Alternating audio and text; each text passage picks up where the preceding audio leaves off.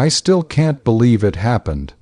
After everything, all the sacrifices, all the love I poured into them, she had the audacity to accuse me of kidnapping. 13 years. 13 years I raised her children as my own, and this is the thanks I get. Was I wrong for loving them, for giving them a stable home, for being the mother she wasn't? Tell me honestly, would you have done the same thing? It all started so innocently, or so it seemed at the time. My daughter, Sarah, was always a free spirit, which I admired, but sometimes it felt like she was a little too free. She'd bounce from job to job, relationship to relationship, never really settling down. When she had her first child, Leo, I was over the moon. I'd always wanted to be a grandmother, and he was the most beautiful baby. I helped her out a lot in those early days, as any good mother would. I'd babysit whenever she needed, often for weeks at a time when she was finding herself, or exploring new opportunities, which usually meant she was off with a new boyfriend, out of state, or just unreachable. I didn't mind, not really. I loved Leo. He was a sweet, quiet child, and he brought so much joy into my life. Then came Mia, 2 years later. Another beautiful baby, another addition to our little family. By this point, I was practically a full-time caregiver. Sarah was even less present, often leaving the children with me for months. She'd call occasionally, send a gift for their birthdays if she remembered, but the day care, the sleepless nights, the tantrums, the school runs, that was all me. My husband, bless his heart, was incredibly supportive. He loved those kids like they were his own grandchildren, too. We'd always wanted a big family, and in a way, we got it. We adapted our home, our routines, our entire lives around Leo and Mia. My friends would sometimes comment, "Isn't Sarah going to take them back?" Or, "It's a lot for you, isn't it?" And I'd always just smile and say, "They're family. We love having them." And I truly meant it. I never saw it as a burden. I saw it as a privilege. Then, the bombshell, Sarah called one day, her voice sounding frantic. She was pregnant again, with triplets this time. My heart sank, not because of the babies, but because I knew, deep down, what this meant. She was overwhelmed, scared, and frankly, completely unprepared. She had no stable job, no stable partner, and barely an apartment to call her own. She told me she couldn't handle it. She said she was going to put the triplets up for adoption. My heart broke for her, and for those unborn babies. I couldn't let that happen. I told her, "Bring them here, Sarah. Bring them all. We'll make it work." And she did. She gave birth to 3 healthy, tiny little girls, Chloe, Zoe, and Phoebe. She stayed for about a month after they were born, mostly just sleeping and recovering, barely interacting with any of the children. Then, one morning, I woke up and she was gone. She left a note on the fridge. It was short, to the point. "Mom, I can't do this. I'm going to California. Please take care of them. I'll be back when I'm ready." Ready? Ready for what? To be a mother, to be a responsible adult. I folded the note, my hands trembling. 5 children. My 2 original grandchildren, and now 3 newborns. I was in my late 50s. My husband and I looked at each other, a silent understanding passing between us. This was it. This was our life now. We raised them. We truly did. We changed diapers. We did countless loads of laundry. We juggled school events, doctor's appointments, sleepless nights, and endless questions about when is mommy coming home. We celebrated their birthdays, comforted them through nightmares, taught them to ride bikes, helped with homework, and celebrated every milestone. I became their mother, in every sense of the word. They called me Nana, but it was clear to everyone that I was the one doing the mothering. I taught them right from wrong. I instilled values. I loved them unconditionally.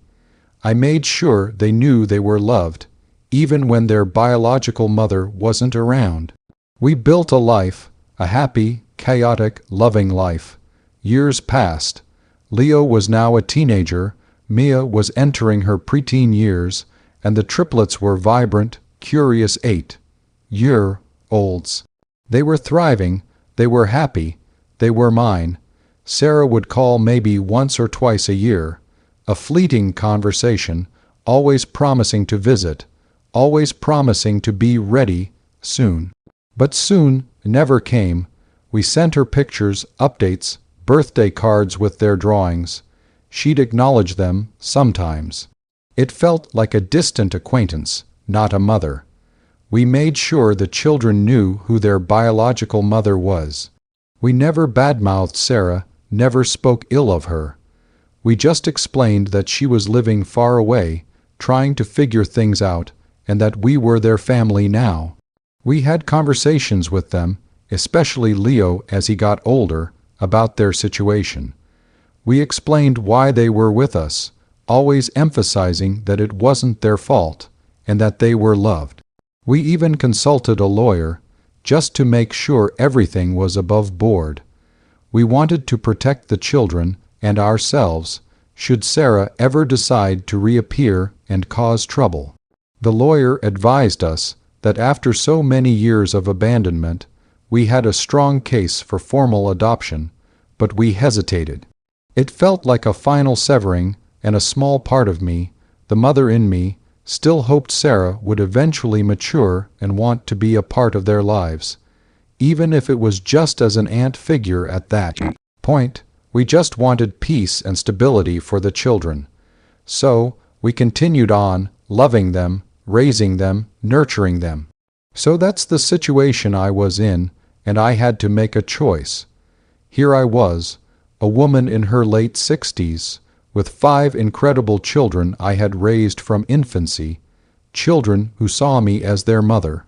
Before I tell you what happened next, I want you to pause and comment below what you would have done in my shoes. Would you have kept them? Would you have tried to track down Sarah earlier? Would you have pushed for adoption sooner? I'm genuinely curious to hear your thoughts.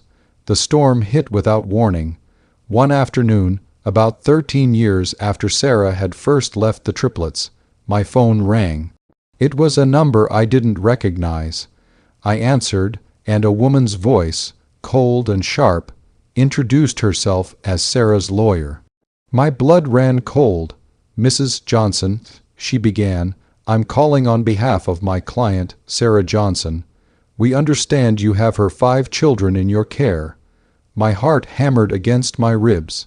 "Yes," I managed to choke out. "They are my grandchildren." The lawyer's voice remained flat. "My client is prepared to reclaim her children. She also intends to file charges of parental kidnapping against you." The phone almost slipped from my hand. Kidnapping, my own daughter, accusing me of kidnapping her children, whom she had abandoned. It was surreal, a nightmare playing out in broad daylight. I stammered, "But she left them here, for 13 years, I have her note." The lawyer merely repeated, "My client asserts that you unlawfully took possession of her children and have withheld them from her for over a decade. Expect official papers to be served within the week." She hung up before I could respond. I stood there, trembling, the phone still pressed to my ear. My husband came in, saw my face, and immediately knew something was terribly wrong.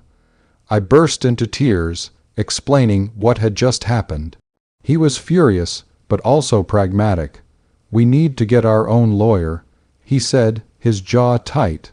"This is insane."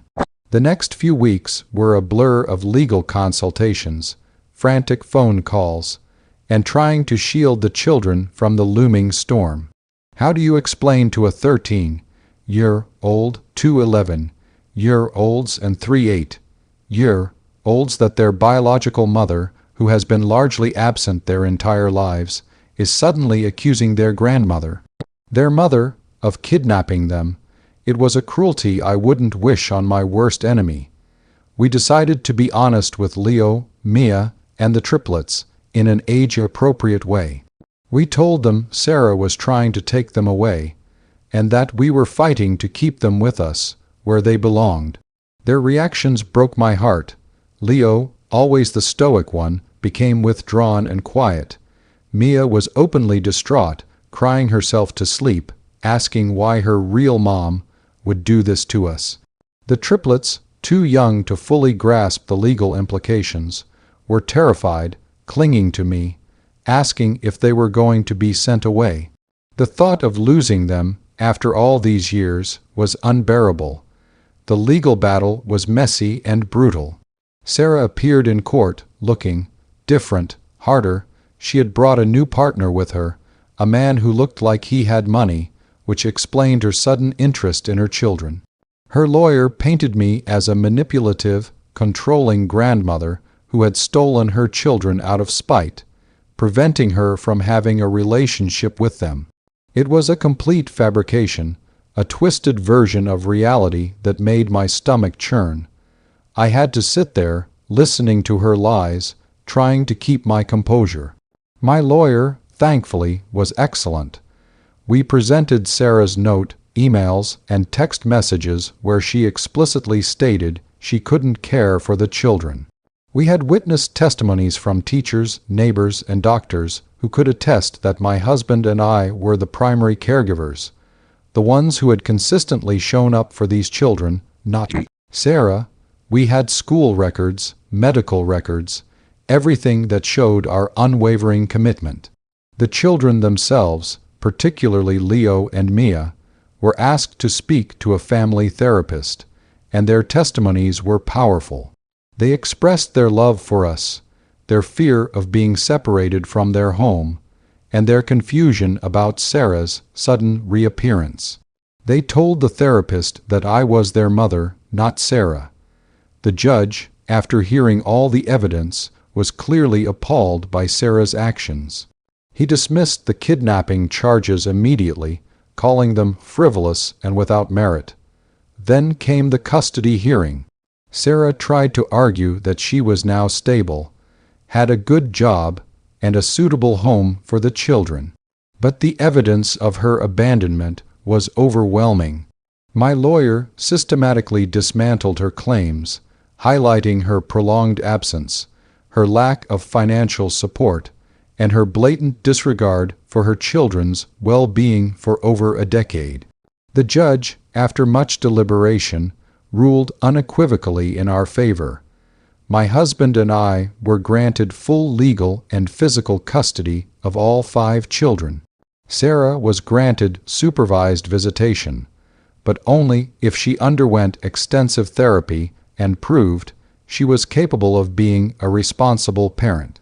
The judge made it clear that her actions were despicable and that the children's best interests were paramount. I broke down in tears of relief right there in the courtroom. It was over. We had won.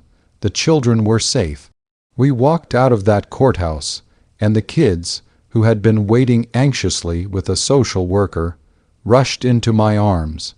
We hugged, a collective sigh of relief. It felt like the world had been lifted from my shoulders. Sarah stood there, watching us, her face a mask of stone. She didn't say a word. I didn't say a word either. There was nothing left to say. The aftermath was still challenging. The children needed therapy to process the trauma of the court case and Sarah's accusations. We continued to provide a loving, stable home, and with time, they began to heal. Sarah never really tried to exercise her visitation rights. She made a few half-hearted attempts, but when she realized it wasn't going to be easy, that she'd have to put in real effort, she faded away again. This time I didn't chase her. This time I understood. She wasn't ready to be a mother, and perhaps she never would be. My focus was, and always will be, on my children, my beautiful grandchildren whom I have the honor of raising. They are my world, and I wouldn't trade a single moment. This whole ordeal taught me so much about the true meaning of family, sacrifice, and unconditional love. It also taught me that sometimes the people who are supposed to love you the most can hurt you the deepest. But it also showed me the incredible resilience of children and the strength of a family built on love, not just biology. I often think about what it means to be a mother. Is it just giving birth, or is it showing up every single day through thick and thin, loving, nurturing, teaching, and protecting? For me, it's the latter, and I wouldn't have it any other way. If you've ever had to fight for your family, or if you believe that love makes a family, please like this video. Subscribe for more stories like this, and share your final thoughts on this whole mess in the comments section.